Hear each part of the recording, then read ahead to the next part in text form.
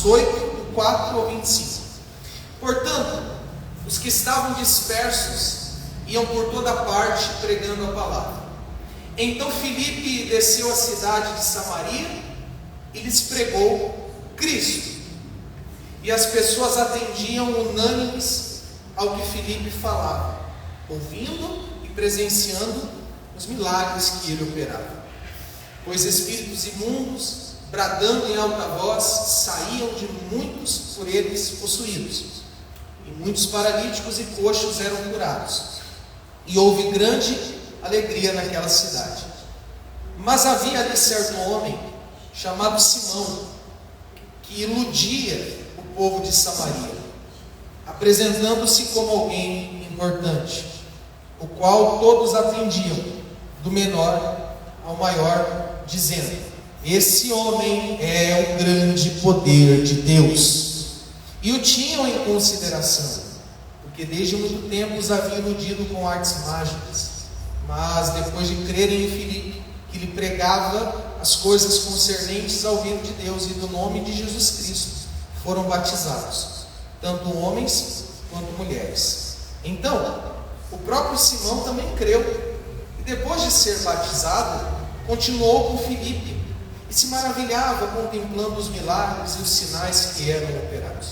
Ora, quando os apóstolos que estavam em Jerusalém ouviram dizer que Samaria havia recebido a palavra de Deus, enviaram para lá Pedro e João, os quais, depois de descerem, oraram por eles, para que recebessem o Espírito Santo, pois ainda não descera sobre nenhum deles, somente haviam sido batizados em nome do Senhor Jesus.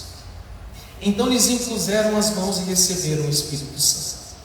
E quando Simão viu que pela imposição das mãos dos apóstolos era dado o Espírito Santo, ofereceu-lhes dinheiro, dizendo: dai-me também esse poder, para que todo aquele sobre quem eu impuser as mãos receba o Espírito Santo.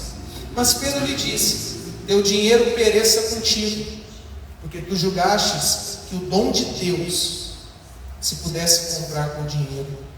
Não tens parte nem herança neste assunto, pois teu coração não é reto aos olhos de Deus.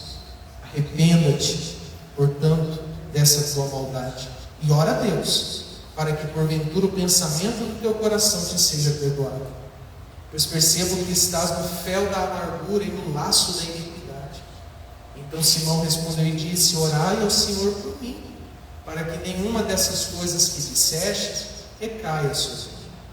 E eles, depois de testificarem e pregarem a palavra do Senhor, retornaram para Jerusalém e pregaram o Evangelho em muitas aldeias dos samaritanos. Deixa a Bíblia aberta, vamos orar mais uma vez. Senhor, desde que eu li esse texto a primeira vez essa semana para preparar o sermão, eu percebi o quão difícil seria pregar esse sermão fielmente, expor esse texto fielmente. Eu confesso ao Senhor que não me sinto seguro para fazer. Eu te suplico, me ajuda, Pai, a ser fiel na exposição. E ajude os irmãos a compreender, Pai, porque senão não vamos conseguir, não vamos. A gente já declara de antemão que se o Senhor não nos ajudar a entender, a gente não vai entender. Mas Senhor, a nossa necessidade não é apenas de entendimento, mas é de salvação, é de aplicação. Então que ao término de tudo que vai ser dito aqui hoje, haja um agir do Teu Espírito para aplicar a palavra no coração dos irmãos, promovendo assim aquilo que o Senhor deseja. Oramos em nome de Jesus. Amém. Meus irmãos, olhem para mim, por favor, algumas considerações antes da gente estudar o texto.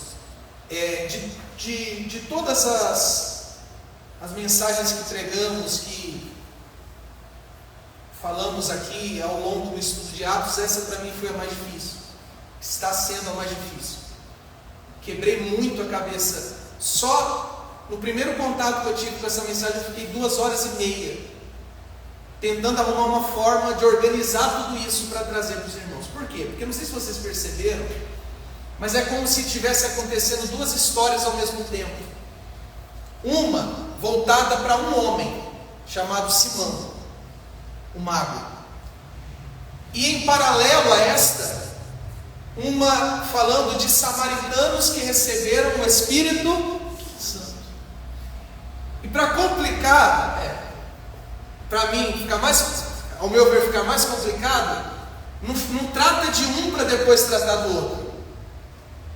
Ele começa falando dos samaritanos, entra no mago, volta para os samaritanos e termina no mago, no Simão. Então, a forma que eu achei mais fácil para mim de expor esse texto é dividindo ele. E nós vamos dividi-lo aqui e vamos estudá-lo aqui, as duas partes hoje. Por que eu estou dizendo isso? Porque são 25 versículos que a gente leu. O que a gente está acostumado aqui? A gente entende o 1, o 2, o 3, o 4, o 5, o 6, o 7, o 8, numa sequência até o final. Não é assim que a gente faz geralmente?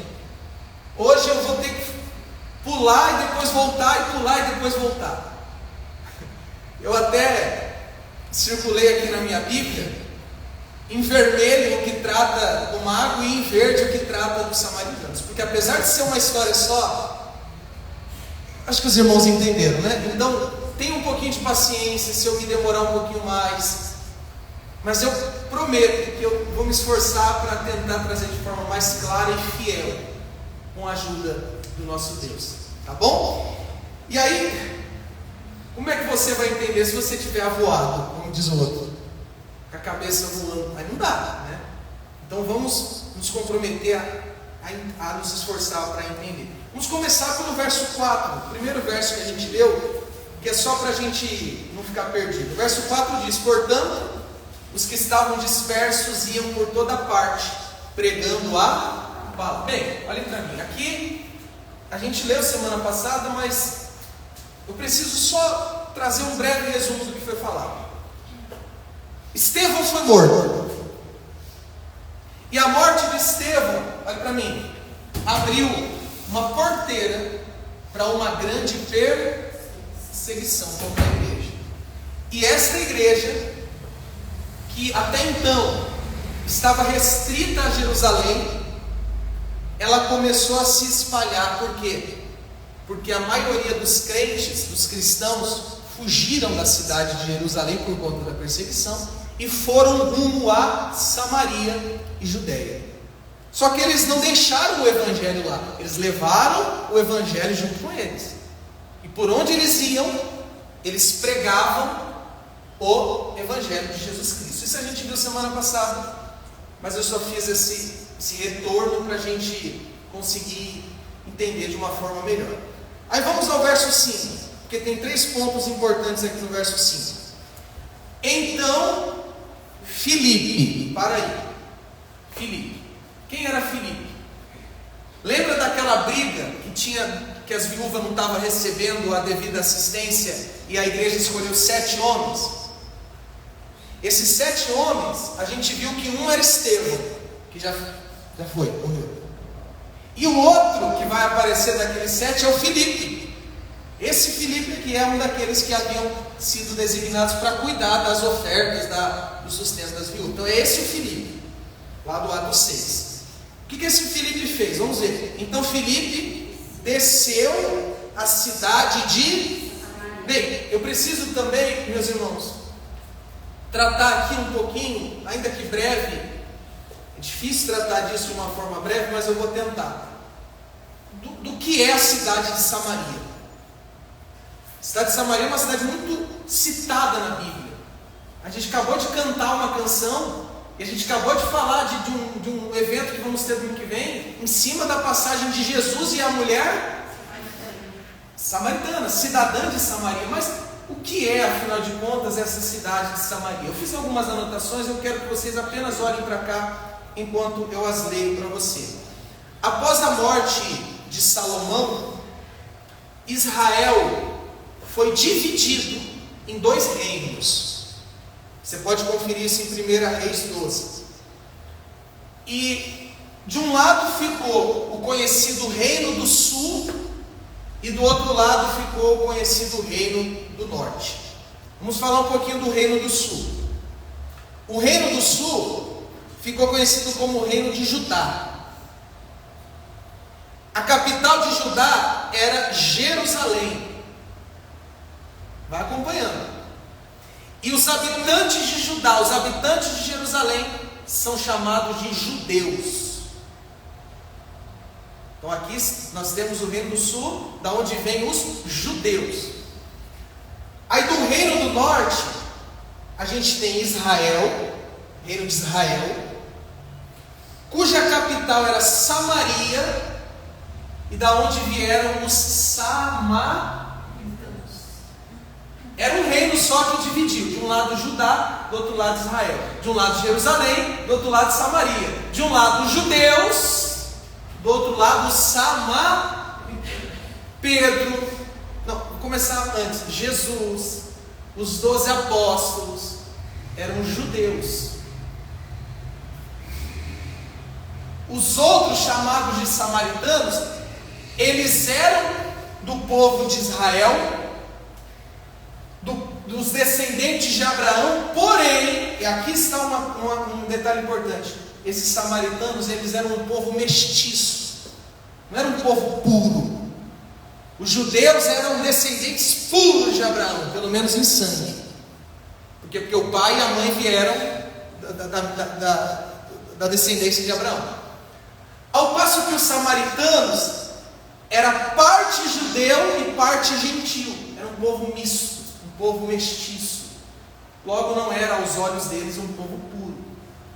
Então aí já começava aquela inimizade entre judeu e samaritano.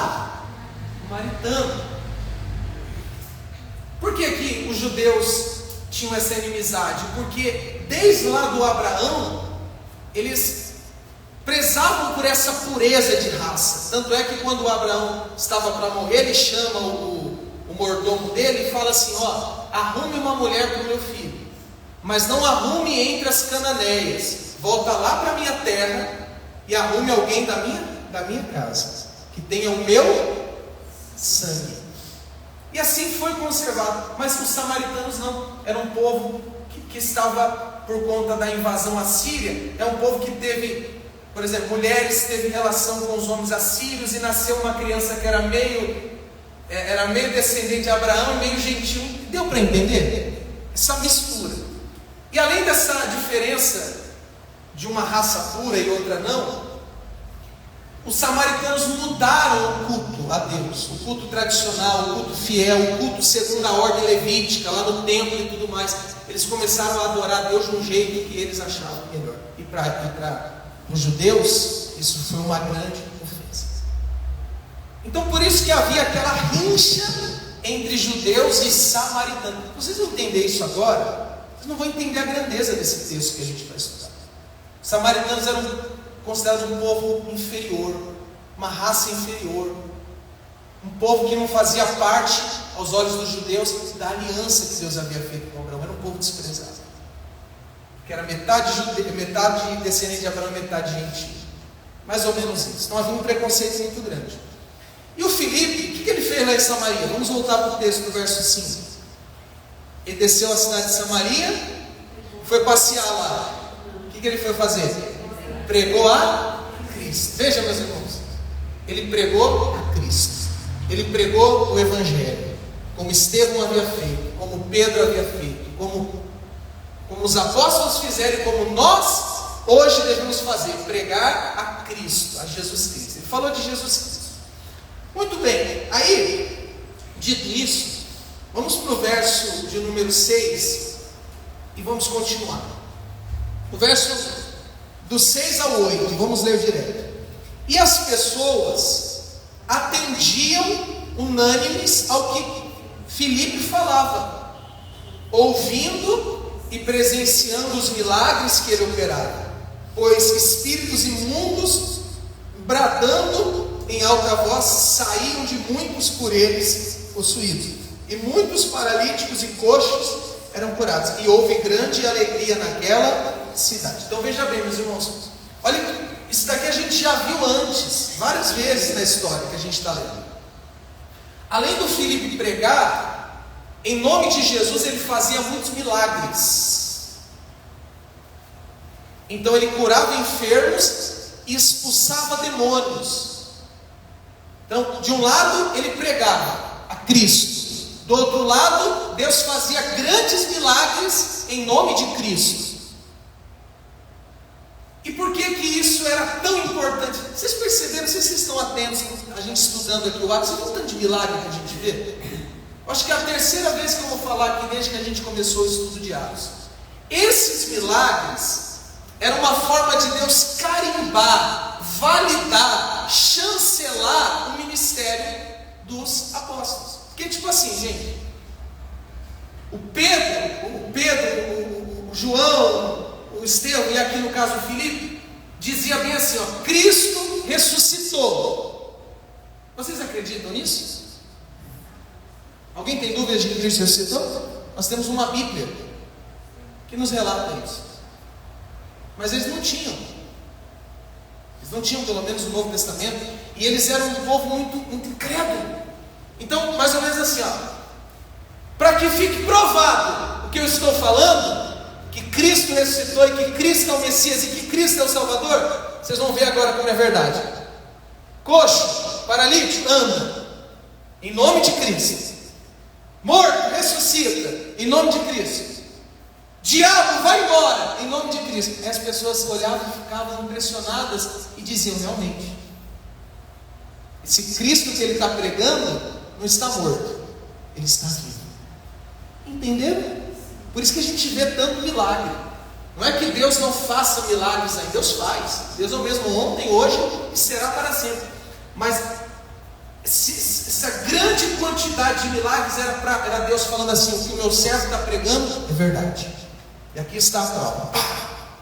E aí muita gente creu, muita gente ela deu ouvido à pregação. Porque, por exemplo, veja o verso 12 o que diz. Eu falei que ia pular. E demos um grande pulo. Do 8 a gente foi para o 12. Veja o que o 12 diz. Depois de crerem em Filipe, que lhe pregava as coisas concernentes ao reino de Deus e do nome de Jesus Cristo, olha o detalhe, foram batizados, tanto homens quanto mulheres. Bem, olhem para mim. Então, o Filipe pregou o Evangelho, Deus chancelou a mensagem dele por meio dos sinais, e muita gente creu. Muita gente foi salva, meus irmãos. Muitos samaritanos foram salvos. E foram batizados aonde? Nas águas. Tanto homens quanto mulheres. Por que faz questão de falar homens e mulheres? Porque o batismo nas águas é uma espécie, é um tipo de circuncisão. O que a circuncisão era no passado, o batismo é no presente. E não tinha como circuncidar a mulher. Pastor, o que é circuncidado? Quando você pesquisa, eu não vou entrar aqui no mérito, mas eu acho que você já deve ter uma noção. Como é que vai circuncidar uma mulher? Não tem que circuncidar uma mulher.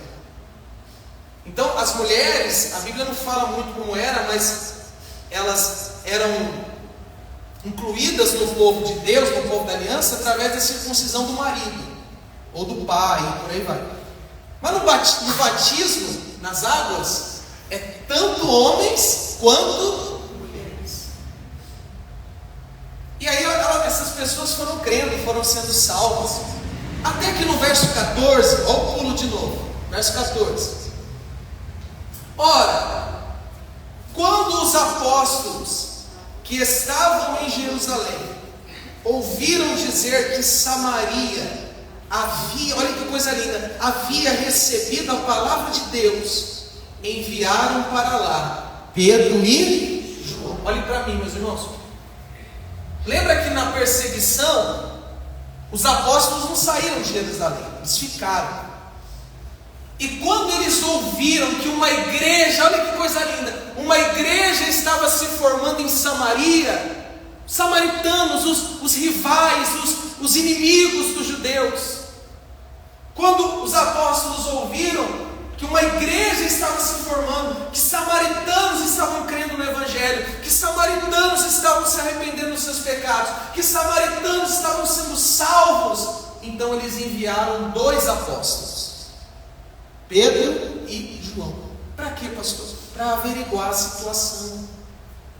Porque não era bagunçado, tinha que ver mesmo se aquilo era uma realidade. Porque como os 12 apóstolos eram as autoridades que cuidavam da parte espiritual da igreja, eles foram lá para comprovar se era um fato, se era uma verdade, se era uma realidade. E aí, chegando lá, veja o que diz do 15 ao 17. Vamos ler do 15 ao 17. Os quais, depois de descerem, oraram por eles, para que recebessem o Espírito Santo, pois ainda não descera sobre nenhum deles. Somente haviam sido batizados em nome do Senhor Jesus. Então lhes impuseram as mãos e receberam o Espírito.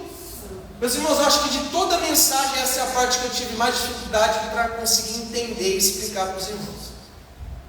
Então eu vou beber uma água aqui, porque eu vou começar a falar e não vou parar. Então tem que estar com a garganta boa. O que acontece? Os samaritanos, ao ouvirem o Evangelho, creram e foram salvos. Ponto. Porém, apesar de salvos, eles ainda não tinham recebido o Espírito Santo. E esse pedacinho que a gente leu agora do 15 ao 17 é conhecido pelos teólogos como o Pentecostes samaritano. Pentecostes é o derramamento do Espírito. Por que Pentecostes samaritano? Porque teve um Pentecostes lá em Atos 2 que foi sobre judeus. Ô gente, se vocês entenderem isso, no Atos 2 o Espírito Santo desceu sobre os judeus salvos. Aqui no que é chamado de Pentecostes samaritano, o Espírito Santo desceu sobre os samaritanos salvos. Em Atos 10, que é conhecido como Pentecostes dos gentios, a gente vai chegar lá, o Espírito Santo desce sobre os gentios na casa de Cornélio.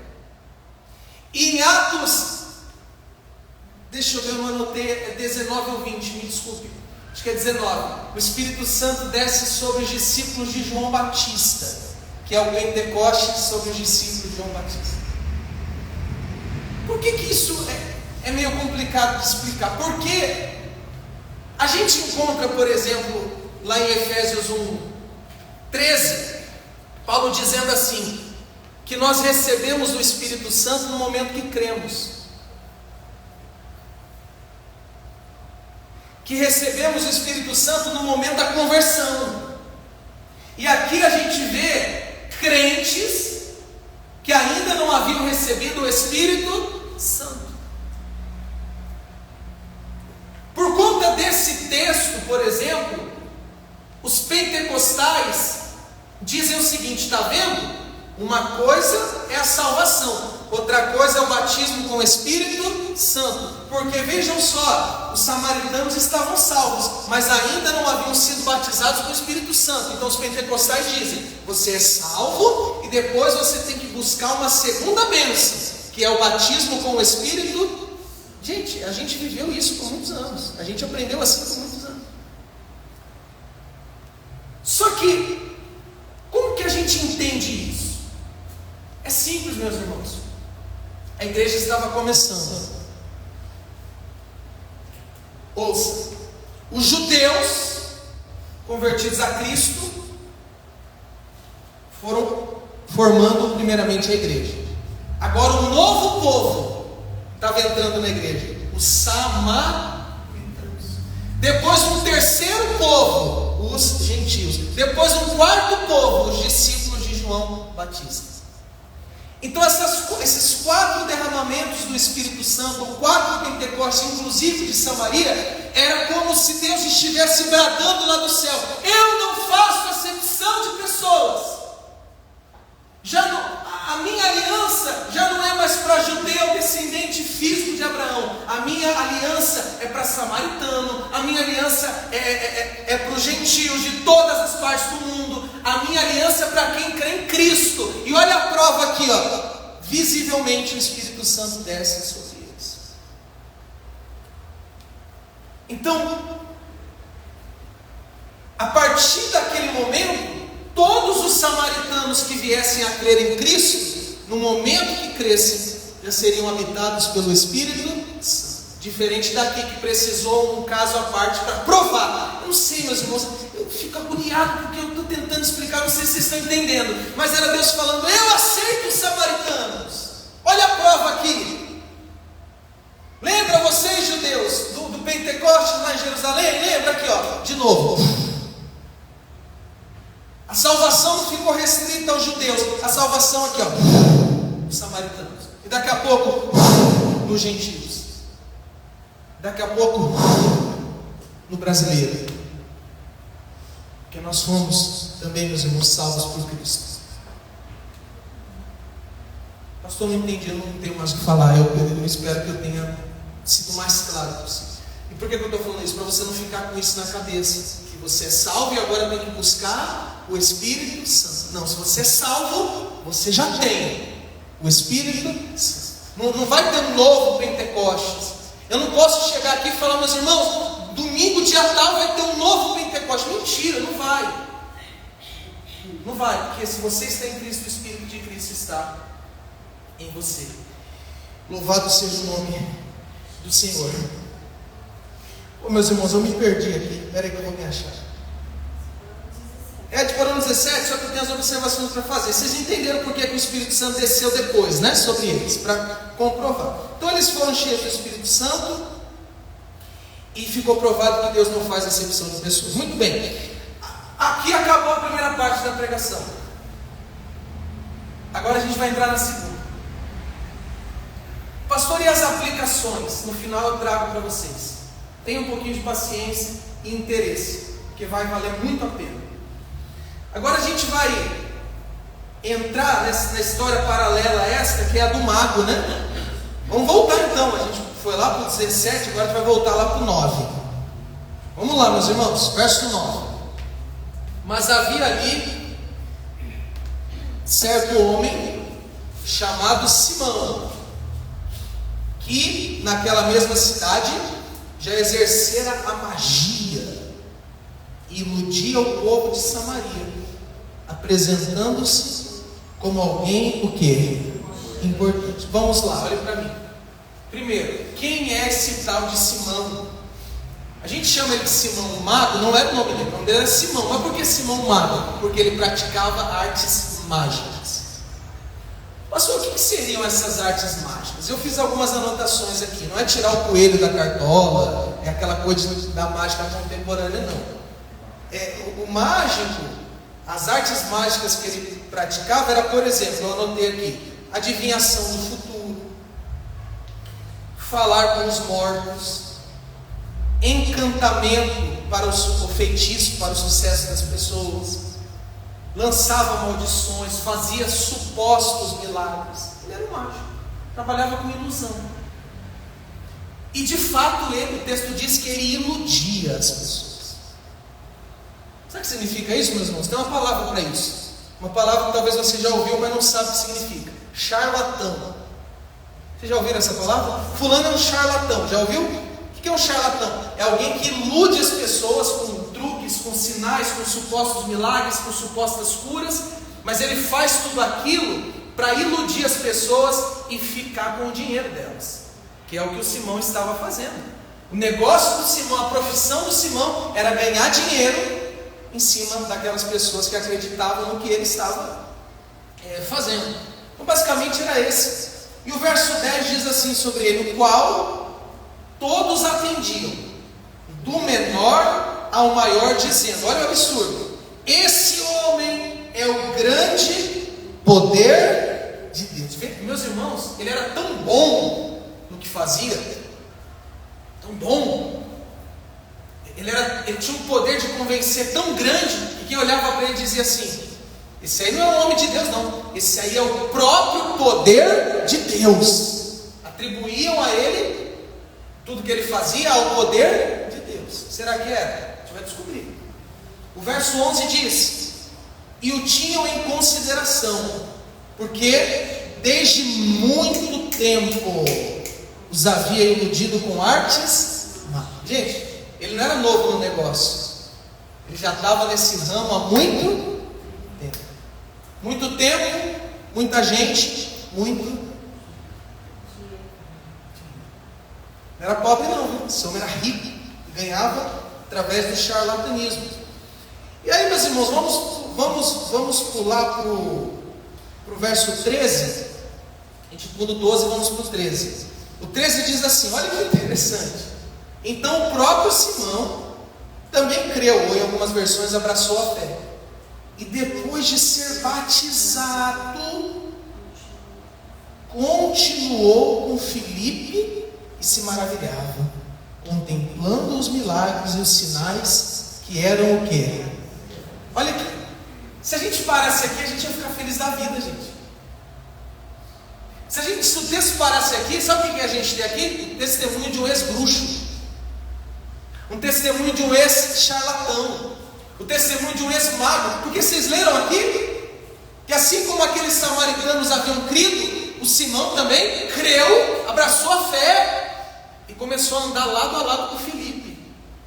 Mas eu não sei se vocês prestaram atenção que ele estava observando os sinais e milagres que Filipe estava realizando. É engraçado que eu vou falar, mas eu vou falar. Sabe por que ele estava andando com Filipe? Vocês viram no início que Deus, através de Filipe, estava expulsando demônio, estava curando enfermo e estava fazendo grandes milagres. Eu acho que ele encostou no Filipe. Pô, me dá uma dica aí. Esses truques aí eu nunca vi não. Esses poderes aí é diferenciado. Eu já fiz muita coisa, mas eu nunca fiz um cego enxergar. Fala aí para mim, como é que faz o cego enxergar? Ele estava querendo aumentar o repertório de truques. Quanto mais truque, mais gente. Quanto mais gente... Pastor, por que o senhor está falando? O senhor está julgando o Simão? Não estou julgando, porque a história dele não parou aqui. A história dele continuou. Vamos avançar para o verso 18 e 19. Oh, meus irmãos, o 18. E quando Simão viu que pela imposição das mãos dos apóstolos era dado o Espírito Santo, ofereceu-lhes o quê? Em todas as versões está assim: ofereceu-lhes dinheiro, dizendo: dai-me também esse poder, para que todo aquele sobre quem ele puser as mãos receba o Espírito Santo. Olha isso. Ele viu o Filipe fazendo milagres, curas, e ele queria aprender com. Só que quando Pedro e João chegam e é o Pentecostes que eu acabei de explicar, como que o Espírito Santo desce? Em posição. Então veja só, o Filipe botava a mão na cabeça da pessoa, ela era curada. O Pedro bota a mão na cabeça da pessoa, a pessoa é cheia do Espírito. Aí ele fala: não, o Filipe não está com nada. Deixa eu colar no Pedro, que o Pedro ele manja mais das coisas. Ô Pedro, gente, isso é absurdo. Isso é absurdo, mas isso é real nos nossos dias. Pedro, quanto é? Quanto é? Acho que o Pedro olhou para ele: o quê? Tá doido, é? Não, quanto é? O quê?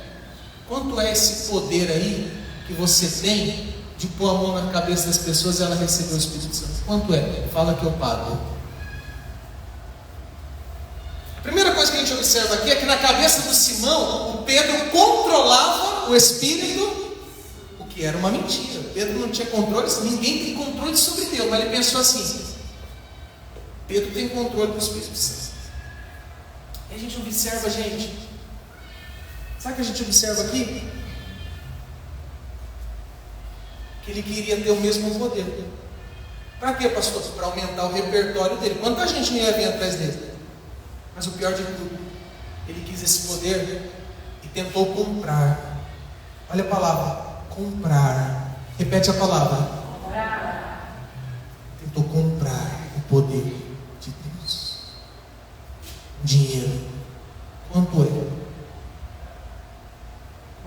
Fala que eu pago. Fala que eu pago. Vocês sabiam que dessa tentativa do Simão nasceu uma prática chamada simonia? Pastor, o que é a prática simonia? Não é simonia cantora, não, é simonia. O que é, pastor? Simonia é um termo usado para pessoas que querem comprar ou vender as coisas sagradas. Comprar ou vender as bênçãos de Deus. Te soa familiar? Comprar ou vender aquilo que é de Deus. Vamos dizer simonia.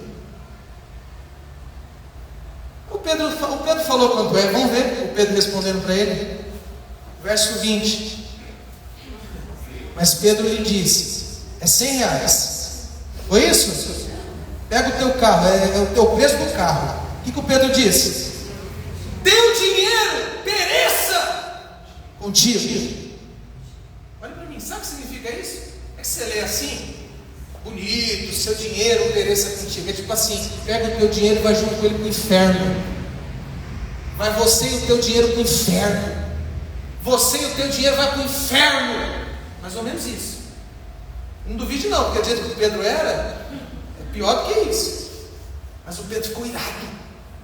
Pereça você e o seu dinheiro. Por quê, Pedro? Continua o texto. Porque julgaste que o dom de Deus se pudesse comprar com o quê? Dinheiro. Oh, meus irmãos, olha para mim. Pedro falou para ele: você está achando que você pode comprar o dom de Deus? Você sabe o que é a palavra dom? Carismas. É a mesma palavra para graça, presente. Então dom, graça, presente é a mesma coisa. Ô rapaz, ô Simão, você acha que você pode comprar alguma coisa de Deus? O que vem de Deus é dom. O que vem de Deus é graça. O que vem de Deus é presente. O que Deus dá, Ele dá por amor. O que Ele dá porque Ele é bom. O que Ele dá porque Ele é misericordioso. E você acha que com o teu dinheiro podre você consegue comprar o dom de Deus? Você está doido? Vai tu e o teu dinheiro para o inferno. Porque o que é de Deus não está à venda. E ainda o verso 21, veja o verso 21, a gente leu? Não. Você não tem parte nem herança nesse assunto, pois o teu coração não é reto aos olhos de quem? Simão, mago, ei, você nunca foi crente coisa nenhuma. Seu batismo não valeu de nada. Você não tem parte no que é salvação, não. Seu coração não é reto, não. A sua intenção em se batizar não foi boa, não. A sua intenção em se juntar a nós não foi boa, não.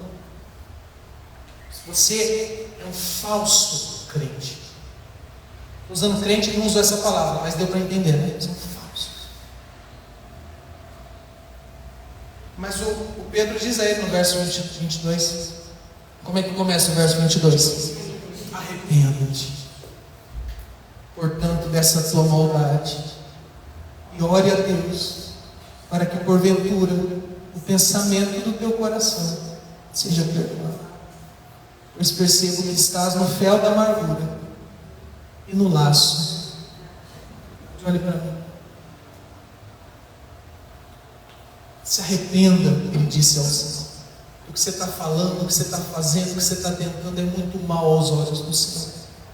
Se arrependa, ou você e o teu dinheiro vai queimar tudo junto no inferno. Se arrependa. Se arrependa. Mas o verso 24 diz: então Simão respondeu e disse: orai ao Senhor por mim, para que nenhuma dessas coisas que disseste recaia sobre mim. Olhe para mim, meus irmãos. Sabe o que eu percebo aqui? Que ele continuou sem entender nada.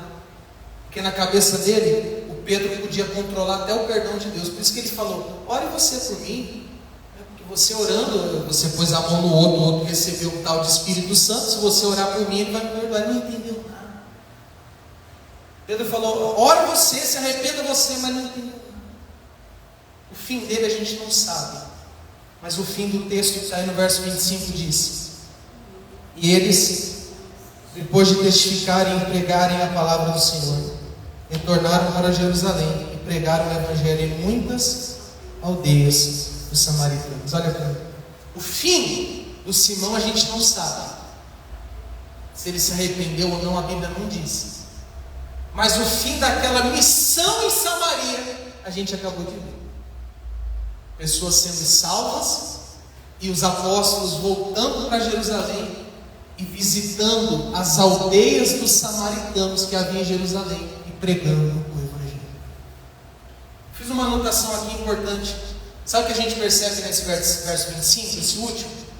Que a igreja agora cresce de uma forma diferente.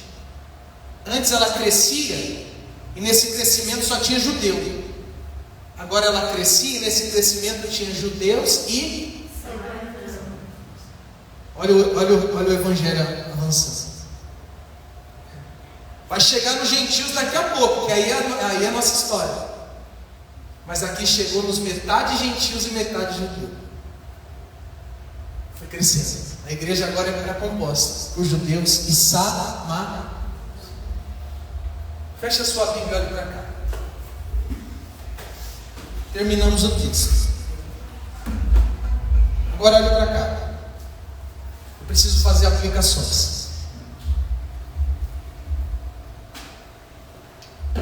Aplicações, para quem não sabe, é o seguinte: tá bom, li tudo isso, o que isso pode, o que eu posso aprender quando eu sair daqui?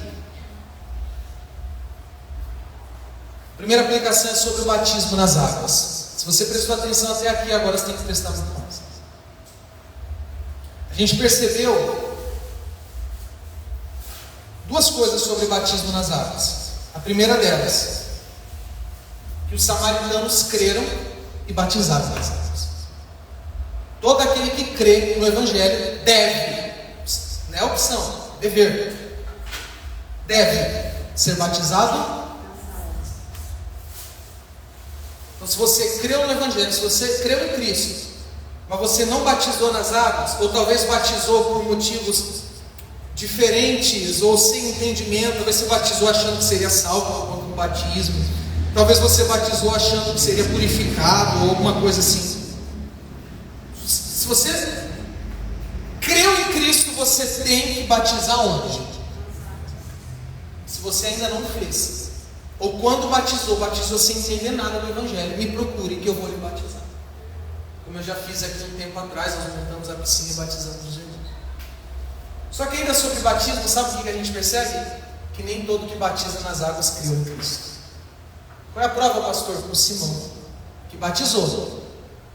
Mas como diz a expressão popular, pelo menos no meio evangélico, ele só tomou um banho. Porque o batismo dele não valeu de quê? Ele creu. Segunda aplicação é sobre o batismo no Espírito Santo. Vocês entenderam sobre os 4 Pentecostes que eu falei? Era para provar que Deus não faz acepção de pessoas. Hoje, não tem mais Pentecostes. Hoje, quando você crê no Evangelho, quando você se converte, o Espírito de Cristo passa a habitar em você. Você não precisa buscar o Espírito Santo no sentido de recebê-lo. A gente busca no sentido de nos encher, por meio da oração, por meio dos hinos, mas sabe aquela prática, vamos buscar o Espírito Santo, para o Espírito Santo entrar em você. Se você está em Cristo, o Espírito de Cristo já está em você. E se você não está em Cristo, não é uma busca de meia hora, 40 minutos ou uma hora que vai fazer o Espírito Santo entrar em você. Porque o Espírito Santo entra quando eu creio no Evangelho, conforme Efésios 1, versos 13 e 14. Terceira aplicação: as pessoas são facilmente iludidas. Vocês não perceberam? Não perceberam, não? Basta aparecer alguém fazendo supostos milagres, apresentando supostos testemunhos, apresentando supostos resultados, que as pessoas saem de onde tiver que sair para ir até esses lugares. Deus faz sinais, mas nem todo sinal é de Deus. Guarda isso. Deus faz milagre? Ô, gente, sem duvidar disso, está perdido. Deus faz ou não faz milagre? Mas nem todo suposto milagre é Deus que faz.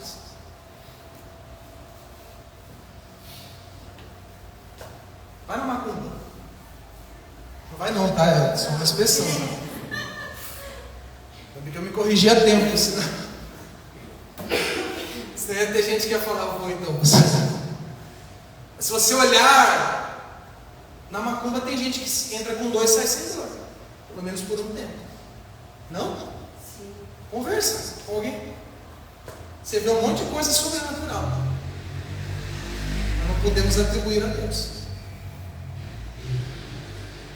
Porque para tentar enganar os eleitos, Satanás se disfarça até de anjo. Mas as pessoas são facilmente iludidas. Gente, tem muito charlatão por aí. Você acha? Olhem para mim. Eu já não estou nem preocupando mais com o horário. Eu vou falar. Você acha que essa gente que fica revelando o CPF, você acha que você é profeta de Deus? Gente que fica revelando o nome. Nem outro esses dias. Seu nome é Mateus? O profeta lá.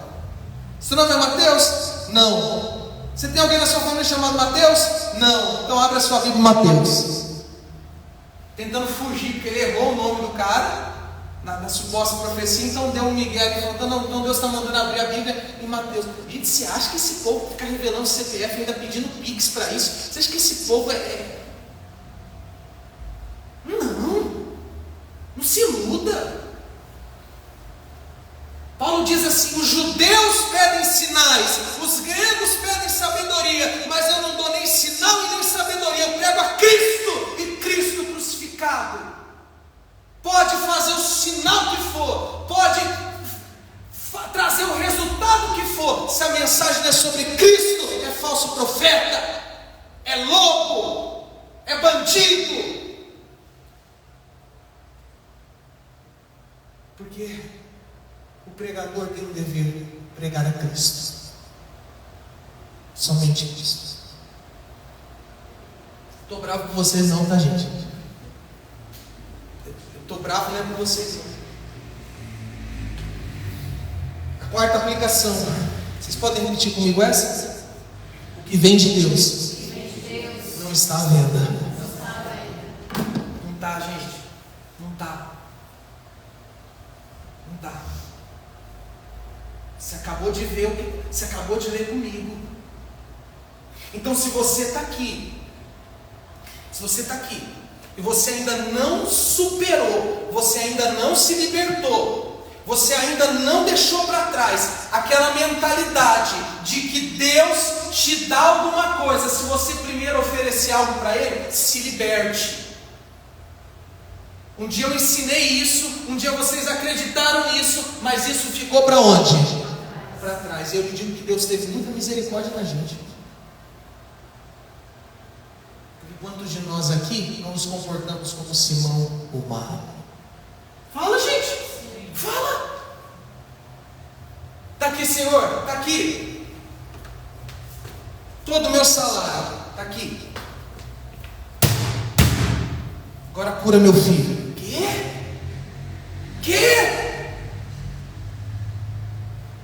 Está aqui, Senhor. Vendi tudo que eu tinha dedicado, não tem nem onde dormir, está aqui. Agora o Senhor tem que libertar o meu marido. O quê? O que é isso senão uma tentativa de comprar o que Deus não vende, porque é graça?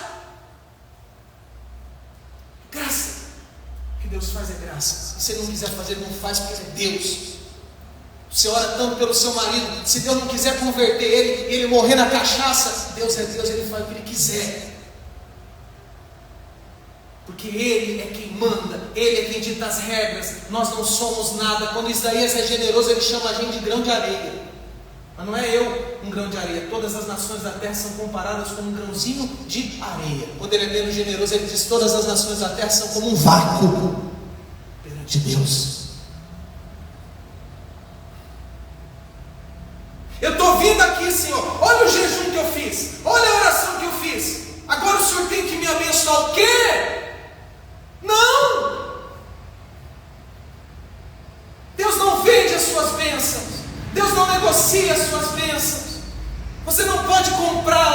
seja por boas obras, seja por dinheiro, seja por dízimo, seja pelo que for. Não! Sabe por que hoje eu amo tanto a Cristo? Porque Ele me amou de tal maneira que não apenas me salvou, mas me libertou dessa mentira. Porque dentre todos aqui eu era o pior, porque eu vendia as bênçãos de Deus, ou pelo menos tentava. E Deus teve tanta misericórdia de mim, de você, tanta graça, tanta bondade, tanto amor, que não tem como medir.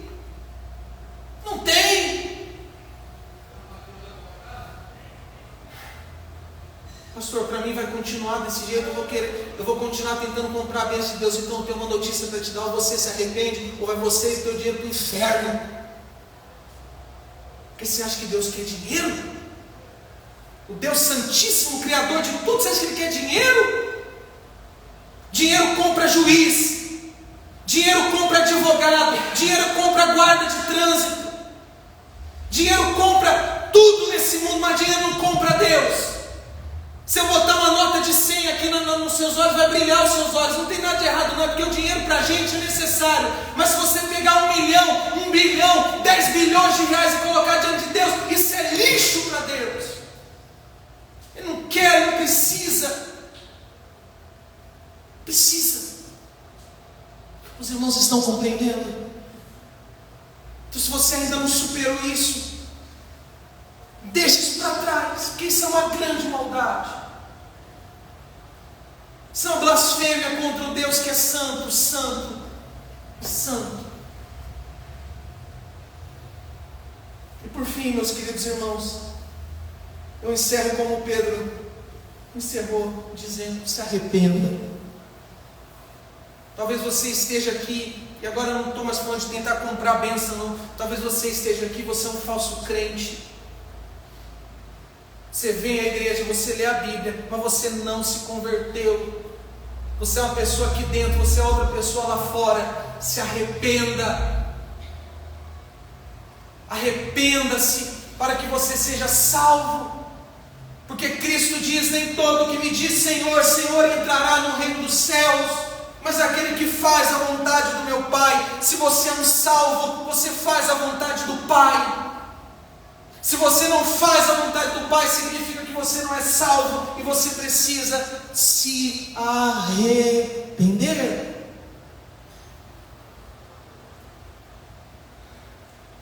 Arrependa-se para que Ele salve você. Vamos ficar de pé, meus irmãos queridos.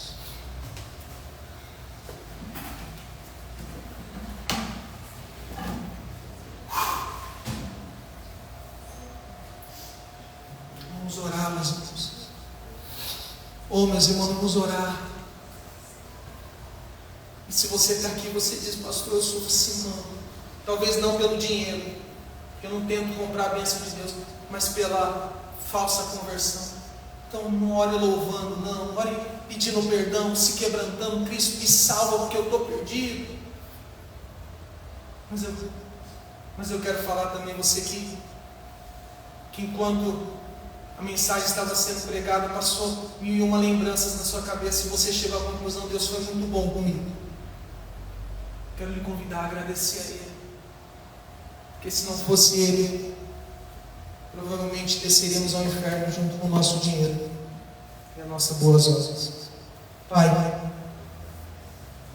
ó Pai, em momentos como esse,